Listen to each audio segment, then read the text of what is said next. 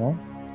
La ACJM es quizá la eh, organización que más líderes le da a la cristiana. Porque la situación de la iglesia y del país era tan grave que él, siendo un patriota y un católico de firmes convicciones, se había visto obligado a dejar todo y a ir a pelear por los derechos de Dios y de la iglesia. Le dan como programa 3 grandes pilares: piedad, estudio y acción. Son de las ACJM los primeros laicos, los primeros santos laicos de México. Nada probará mejor la necesidad de una organización de juventud católica como el hecho, hoy día notorio, de que los perseguidores han encontrado en las filas de la ACJM sus adversarios más tenaces. En el México revolucionario, un grupo de jóvenes se negó a vivir de rodillas. La Asociación Católica de la Juventud Mexicana, la ACJM, nació para formar líderes en la fe y en la acción. Con su lema, por Dios y por la patria, estos jóvenes se convirtieron en la vanguardia del catolicismo organizado. De las aulas pasaron a las calles y de las calles al martirio. Hoy recordamos su historia, su lucha y su legado. Esta es la historia de la ACJM. Esto es Osadía Cristiana.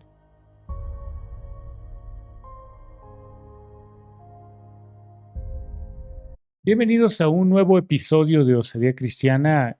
Hoy hablaremos de estos jóvenes valientes que se organizan después del Porfiriato y que terminan siendo la vanguardia de resistencia civil y armada de los católicos durante la cristiandad. Ángela, ¿cómo estás?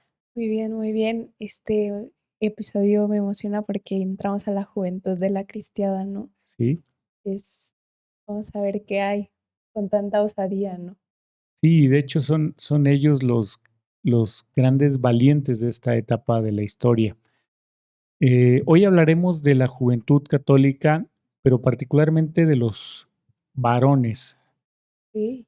La ACJM, la gloriosa ACJM, porque así fue reconocida no solamente en México, sino particularmente en el extranjero. La ACJM ha sido siempre bien valorada. El propio Papa Pío XI le dedica unas palabras en algunos documentos pontificios a los jóvenes católicos mexicanos de la ACJM. Y es que la ACJM se convierte al paso del tiempo en la agrupación que da a los cristeros su, su base estratégica, ¿no? Pero también es la ACJM la que nos regala a la iglesia y a la iglesia peregrina muchos mártires y santos. Las JM son de las JM los primeros laicos, los primeros santos laicos de México, ¿no? Okay. Y su historia, pues, es muy interesante, porque hablamos de que al terminar el Porfiriato, al inicio de la Revolución, había cierta preocupación en algunos sectores laicales y clericales sobre la organización de la juventud. Esta preocupación se la empieza a tomar en serio un sacerdote jesuita francés que había estado en Guadalajara y que luego se traslada a la Ciudad de México y que había estado cerca de un grupo que no está tan claro si era secreto o no, Mm. pero sí era un grupo de élite, es decir, era un grupo que seleccionaba muy bien a sus miembros, o con mucho cuidado al menos, que se hicieron llamar los operarios guadalupanos. Dentro de... Era un movimiento que surge dentro de los congresos católicos sociales que se habían organizado a principios del siglo pasado en distintas diócesis, y dentro de todas las personas que asistían a los congresos católicos sociales, hay un grupo, primero 5 o 6, que comienzan a identificar a los principales líderes venidos de todas las diócesis. ¿Y qué se hacían en esos congresos? Bien, en esos congresos se estudiaba la cuestión social. Okay. Hoy no lo hacemos los católicos, desafortunadamente poco pensamos y reflexionamos sobre la cuestión social de nuestro tiempo, de nuestra época, pero en aquellos años, estoy hablando desde 1903 a 1909 más o menos, Ujú. tanto el clero, la jerarquía, como los laicos se reunían en distintas ciudades una vez al año y dedicaban una semana completa a hablar sobre las cuestiones sociales de la época, motivados por la Rerum Novarum, y se dedicaban básicamente a señalar aquellas soluciones inspiradas en el Evangelio o en la doctrina social de la Iglesia que había inaugurado apenas unos años antes el Papa León XIII con la Rerum Novarum, y proponían soluciones a la cuestión agraria, a la cuestión laboral, a la cuestión social, a la cuestión política. ¿Y a quién se les proponían o era entre ellos mismos? O sea, eran reuniones donde acudían, no sé, 120, 130 delegados de todo el país, discutían los temas, al final salía una agenda Ujú. y esa agenda se comprometían a aplicarla en las diócesis. Ok. Es así como se le da impulso a lo que se conoce en la historia como el catolicismo social mexicano. Esto lo toman también del catolicismo social europeo, pero dentro de estas reuniones comienzan a identificarse entre ellos quienes tenían un mayor liderazgo, mayores cualidades intelectuales, mayor disposición a la cuestión social. Y un personaje muy interesante que se llama Galindo, el doctor Galindo, que era, si no me equivoco, me va a fallar la memoria, pero creo que era de Hidalgo, Ok. un hacendado. Y él comienza a identificar a otros líderes, particularmente tiende la mano a un hombre del que hemos hablado muchas veces, que es Miguel Palomar y Vizcarra, que era de Guadalajara, que él llegaba siempre a los congresos católicos sociales, enviado por su arzobispo, primero José de Jesús Ortiz y luego Francisco Orozco y Jiménez, y le propone crear una organización donde se reúna lo mejor de los asistentes a esos grupos y tengan una identidad muy clara, inspirada en el mensaje guadalupano. Fíjate qué interesante. Estos hombres colocan una propuesta al Papa a través del episcopado mexicano para que por primera vez Nuestra Señora de Guadalupe sea nombrada emperatriz de América. Y les toman la palabra. En el Vaticano. Sí, en Roma les toman la palabra y el Papa, si no me equivoco, Benedicto XV, me parece, Ajá. proclama a Nuestra Señora de Guadalupe emperatriz De de América. América. En ese momento no incluía América del Norte, no Ok. era América Latina, Latina. lo que conocemos como América Latina, que realmente lo, es Hispanoamérica, es decir, Ujú. es la América española o Iberoamérica si queremos incluir a Brasil, ¿no? Sí. Pero entonces este grupo de operarios guadalupanos hacen un periódico que se llama Restauración Social, todavía por ahí se deben conservar algunos ejemplares. Y de este grupo surgen muchas iniciativas. Estaba compuesto por sacerdotes y por laicos. Entre los más destacados, el doctor Galindo, Miguel Palomar y Vizcarra, el sacerdote Miguel de la Mora, que llega a ser luego arzobispo de San Luis Potosí, entre otros hombres destacados de la época. Y de estos grupos surgen muchas iniciativas. Por Ujú. ejemplo, el Partido Católico Nacional. Pero, o sea, lo que decías al inicio de que no se sabía si era secreta o no, ¿cómo hacías saber esas propuestas? Lo que sabemos hoy es que había una comunicación a través de cartas, como se usaba en la época, Ok. no había teléfonos, no había Ujú. WhatsApp, no había correo electrónico, pero lo que sí sabemos es que era un grupo en donde no es que fuera abierto y entraras, Oh. llegaras a tocar la puerta, sino que otro miembro de los operarios guadalupanos quizá necesitaba integrarte, involucrarte, responder por ti, etcétera. Ok. No tengo certeza de que haya tenido esta cualidad de De secreto o secreto. reservado, pero sí era un grupo reservado o cuidadoso de quienes lo integraban, no era un Ujú. grupo abierto. Entre los trabajos que hacían era el de fundar congregaciones marianas, que realmente era una iniciativa de los jesuitas en donde iban congregando a los jóvenes bajo el impulso de una espiritualidad basada en el amor a Nuestra Señora, y ahí iban reuniendo a los jóvenes y les daban de alguna manera incentivos para que fortalecieran su espiritualidad. Ok. Después del proceso a través del cual fundan el Partido Católico Nacional, que había sido un documento, un proyecto proyecto. propuesto por los operarios guadalupanos con una clara mano intelectual del padre Bernardo Bergoen, el sacerdote francés. El padre Bergoen les propone, junto con el padre Carlos Heredia, también jesuita, propone que se cree una organización nacional de jóvenes varones, de estudiantes católicos, ¿no? Ok. Ya existía en la Ciudad de México el Centro Nacional de Estudiantes Católicos, que era patrocinado por las Damas Católicas. ¿Te acuerdas que ya hemos hablado de Sí. las Damas Católicas? Sí. Que también habían sido una organización creada por el padre Carlos Heredia, que había él patrocinado a estas mujeres. Y las mujeres, a las damas católicas, que eran en algún sentido las mujeres, las esposas de los hombres pudientes de la sociedad, no solamente eso, pero ahí participaban, les propone ser una especie de patrocinadoras de la juventud, de la sana juventud, y crean un centro, un lugar, un espacio donde los estudiantes se pudieran reunir, los estudiantes católicos, Como círculos de estudio. como literalmente una casa en donde pudieran acudir, tener tertulias, aprender oratoria, estudiar alguna materia en concreto.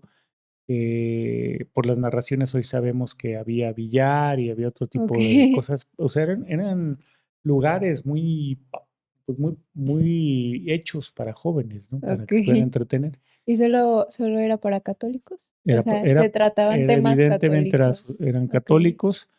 No había en la época de la que estamos hablando realmente alguna otra expresión, y los Ok. socialistas tenían Ya sus sus propias casas. Sí, iniciativas sí. y no había manera de hacer ahí una mezcla, ¿no? Entonces el padre Bernardo Bergoen toma como modelo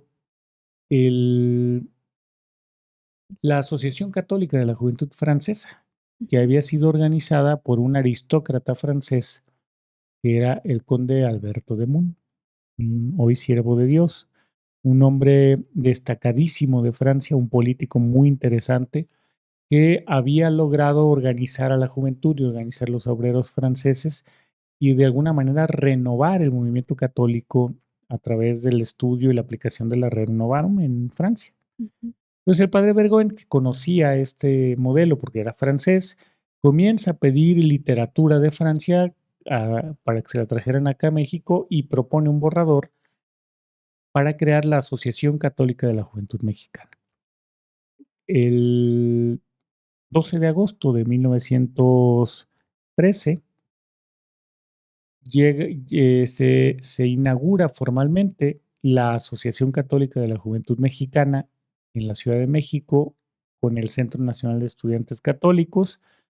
El padre Carlos Heredia, que estaba ahí junto con el padre Bergoen, y algún laico destacado como Miguel Palomar y Vizcarra se dedican a partir de ese momento a la formación intensiva de la juventud. Ellos eran los que los formaban. Sí, eran una especie de mentores, ¿sabes? O sea, claro, los sacerdotes tenían la tarea de ser los directores espirituales de los jóvenes, y Miguel Palomar y Vizcarra, que le decían el licenciado de cariño, era un sociólogo destacadísimo y él se dedicó a formarlos en doctrina social de la iglesia. Como más o menos, ¿se sabe cuántos jóvenes había en la inauguración? No lo sé a ciencia cierta, seguramente existe el dato porque ahí están las actas. Lo que más les ocupó a los sacerdotes fue darle, y al propio Miguel Palomar y Vizcarra, fue darle una identidad muy clara, ¿no? Crean inmediatamente un logotipo, una imagen, una identidad que es como una cruz de Malta con los colores verde, blanco Y y rojo de la bandera mexicana. Al centro de la imagen, por ahí vamos a colocar quizá alguna imagen del imagen del logotipo, colocan a la Virgen de Guadalupe porque el padre Bergoen le había reconocido como la base, el fundamento de nuestra identidad nacional, ¿no? Y le dan el lema de por Dios y por la patria, ¿no? Y entonces se comienzan a organizar los jóvenes que participaban en el Centro Nacional de Estudiantes, en otros centros de estudiantes que había en las parroquias, en las propias congregaciones marianas. Bajo todos, la idea es que toda la juventud de México estuviera unida en una sola asociación. Y le dan como programa 3 grandes pilares: piedad, estudio y acción. Piedad, porque ese es el fundamento de la fe, ¿no? Es esta prontitud para obedecer a Dios. Así nos lo enseñaba a nosotros un asesor en la ACJM, Padre Salvador Zúñiga Torres, que también dedicó muchos años de su vida a esto. ¿Todavía hubo ACJ? O sea, has Sí, participado. claro, yo participé en la ACJM de los 15 años hasta que me casé, porque era uno de los limitantes. Pero todavía existe la asociación. Ojalá y guarde las notas de origen de la asociación. Pero bueno, esa asociación tenía este programa: piedad, estudio y acción, ¿no? Entre sus líderes más destacados, su primer presidente, René Capistrán Garza, que fue uno de los miembros fundadores de la Liga, un hombre que se va a los Estados Unidos cuando empieza el conflicto a tratar de conseguir apoyos. Desafortunadamente no consigue nada. Pero entre otros, Luis Beltrán y Mendoza, que era otro de los jóvenes destacados que estaban en ese primer círculo de la CJM. Luis Beltrán y Mendoza, bueno, estamos hablando de los pilares, De ¿no? los pilares, sí. Okay. Piedad, la prontitud para obedecer a Dios, que los jóvenes vivieran profundamente su fe, que fuera auténtica. Estudio, porque se ocupaban de la formación intelectual. El padre de Bergoen estaba convencido que tenía que ser la ACJM una escuela de buenos políticos. Estamos hablando de 1913. Todo parecía indicar que la democracia sería una realidad en el país luego de la elección de Francisco I. Madero.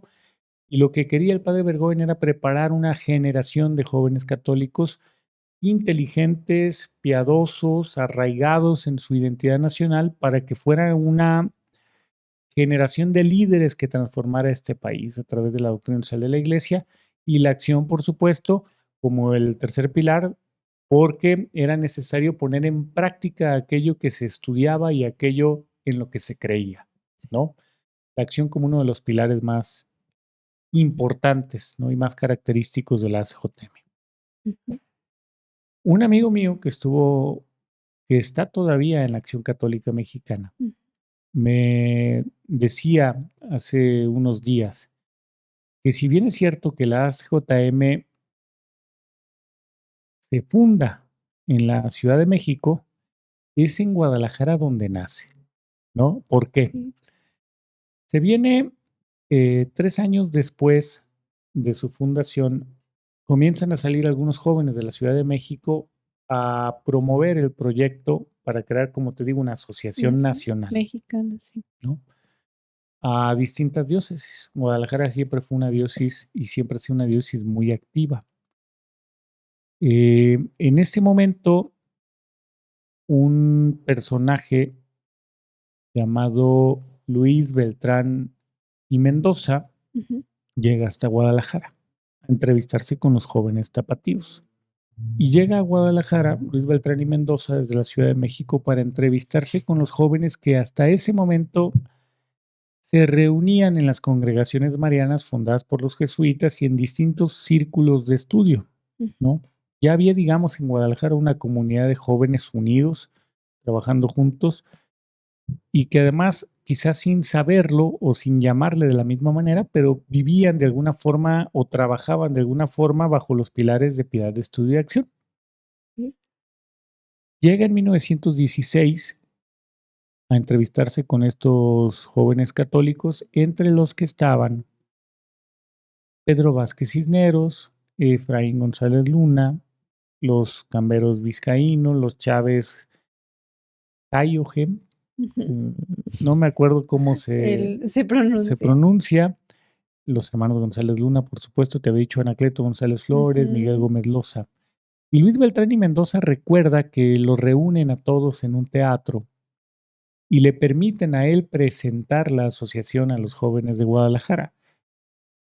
En algún relato que se publica muchos años después, Luis Beltrán y Mendoza explica que, eh, aunque evidentemente el liderazgo lo llevaban Pedro Vázquez Cisneros y Efraín González Luna, le llama mucho la atención un joven que da un discurso muy encendido en esa reunión en 1916 en el teatro, en uno de los teatros de Guadalajara, que resulta ser Anacleto González Flores, ¿no? Que Sí. secunda la moción de Luis Beltrán y Mendoza y anima a todos a integrarse a este proyecto nacional de organización juvenil. O sea, él apenas le había llegado la propuesta a Anacleto y ya lo estaba Y promoviendo ya con estaba todo el convirtiendo, corazón. sí, ya era un hombre comprometido con el proyecto. Ok. Y ahí nace la JM En en Guadalajara. Guadalajara, pero también en México, porque ya se convierte en un proyecto nacional a partir de ese Ok. momento, ¿no? Y todos los jóvenes de Guadalajara que venían volcados ahí en los círculos de estudio, en las congregaciones marianas, en los sindicatos de obreros, Ujú. se vuelcan a las JM. El mismo Luis Beltrán y Mendoza, acuérdate que el arzobispo de Guadalajara siempre estuvo, la mayor parte de su gobierno de Guadalajara estuvo desterrado. Ujú. Luis Beltrán y Mendoza cuenta que Miguel Gómez Loza Ujú. y el propio Pedro Vázquez Cisneros lo llevan con el arzobispo Orozco y Jiménez, donde estaba escondido en la sierra, para que le pidieran autorización de fundar de organizar la Asociación Católica de la Juventud Mexicana en Guadalajara. El Ok. arzobispo da su venia y Ujú. a partir de ese momento comienzan a organizarse el centro regional de las JM en Guadalajara. Siempre me pregunté por qué se llamaba regional Ujú. y no diocesano. Luego entendí que en sus orígenes la ACJM pretendía ser una asociación y religiosa, pero sin perder el acento cívico y tener una especie de autonomía de la jerarquía y con esto enfrentar en el terreno cívico a la revolución. Una revolución. Que es donde hacía falta un Así enfrentamiento, es, ¿no? era donde estaban sufriendo donde se estaban dando las grandes batallas, Ujú. ¿no? La realidad es que el arzobispo Orozco y Jiménez le dice, a ver, no pierdan de vista que son jóvenes católicos, que somos iglesia Mm. y que conviene para que no este, pueda dispersarse su identidad, que se mantengan dentro del marco eclesial y les pide que en sus estatutos se refieran a la ACJM como una organización de laicos Católica. católicos subordinada al, al A la obispo, al vez. arzobispo y con un director eclesiástico, Ujú. ¿no? Cuyas decisiones pesaran dentro de la institución. Al final de cuentas, los jóvenes aceptan. Su primer presidente es Pedro Vázquez Cisneros. Le acompañan en esta primera mesa directiva Efraín González Luna, Anacleto González Flores, este, los hermanos Barba González, que luego uno de ellos traiciona a sus amigos y se va al lado revolucionario, que es el Ok. gobernador Silvano Barba González, que termina firmando el acta de De- defunción de González Flores y siendo un estrechísimo colaborador de Plutarco Elias Calles. Yo creo que hay que anotarlo para hacer luego un episodio sobre él. Ha de estar fuerte, ¿no? Bueno, Silvano Barba González era un estudiante del Valle de Guadalupe. Ajá. En el Valle de Guadalupe, dicen las crónicas que salía del Valle de Guadalupe, que luego pasaba por Tepatitlán, ahí se encontraba con Anacleto y con Miguel y juntos se iban a Guadalajara a estudiar, ¿no? Eso dicen las Ok. crónicas. Pero parece que un día se enoja porque no le cumplen el capricho de convertirse en presidente de las JM Él acusa al asesor eclesiástico Gariby Rivera de haberle hecho una mala jugada y se va al lado de los enemigos de los católicos, se convierte en uno de los grandes perseguidores. Wow. Y bueno, ahí nace la ASJM en Guadalajara, pero al mismo tiempo surge de la misma forma en todo el país. La ASJM se convierte en ese primer semillero y formador de juventudes entre su fundación en 1913 hasta 1925, que la ASJM comienza a ofrecer el sacrificio a través de sus jóvenes con mártires, ¿no? Los primeros mártires de la ASJM son tanto el asesor eclesiástico como 3 muchachos, aunque uno ya estaba casado, ya no formaba parte de la ASJM, pero había sido integrante, que es Manuel Morales, Salvador Lara, David Roldán y el padre Batis. ¿Y cómo se convirtieron en mártires? Mira, ellos son la persecución ya había iniciado en el gobierno callista y en el gobierno de Álvaro Obregón. En la población de Chalchihuite, Zacatecas, ya muy pegado a Durango, una población minera en el norte de Zacatecas. Estos jóvenes eran muy activos en la organización católico-social, como miembros de las JM, como miembros de las mutualistas obreras, como miembros de las congregaciones marianas o de la adoración nocturna, etcétera. Llega una guarnición de soldados buscando al padre Batis, buscando específicamente a Manuel y a los miembros de la ACJM, que en ese momento eran, entre otros, Salvador Lara Puente y David Roldán. Uno de ellos, Charro, otro miembro de las mutualistas obreras o de los sindicatos obreros. Los toman presos. La población comienza a buscar liberarlos. El ejército callista quería dar un mensaje. Les acusan de subversión, de conspiración contra el gobierno. Los llevan a un lugar apartado de la población y los fusilan, ¿no? Qué curioso, porque casi todos los fusilamientos eran en el pueblo, ¿no? Sí, ahí le llaman los lugares santos. Acaba el obispo de Durango, acaba de hacer una peregrinación porque se acaban de cumplir 100 años ahora en agosto de ese martirio, pero fue uno de los primeros martirios muy significativo. Sí. Y porque estos 3 hombres son los primeros laicos que son canonizados en México en el 2000, ¿no? Y me pertenecían a la CJM. Entonces ya comenzaba a evidenciarse el camino por el cual la juventud católica mexicana iba a encontrar la corona del martirio, ¿no? Lo cierto es que la ACJM, al convertirse en una asociación nacional que formaba líderes y que además formaba líderes comprometidos con la causa de la libertad, con la causa de Dios y con la causa de la patria, verdaderos patriotas, pues la ACJM se convierte en ese semillero de mártires, ¿no? ¿Qué pasa con la ACJM? Bueno, la ACJM es la que organiza toda la resistencia civil pacífica y luego se involucra en la armada que había nacido en los pueblos y en las comunidades. Los mismos integrantes. Los mismos integrantes de la ACJM. Por ejemplo, en el caso, por ejemplo, si vemos el recorrido de la ACJM en Guadalajara, es que comienzan a fundarse centros de la ACJM, que eran los círculos de estudio, realmente les colocaban, los adherían a la ACJM y se formaba un centro nuevo de la ACJM en una parroquia. Asumían el lema, asumían la identidad, el himno, todos estos elementos de identidad que tenían.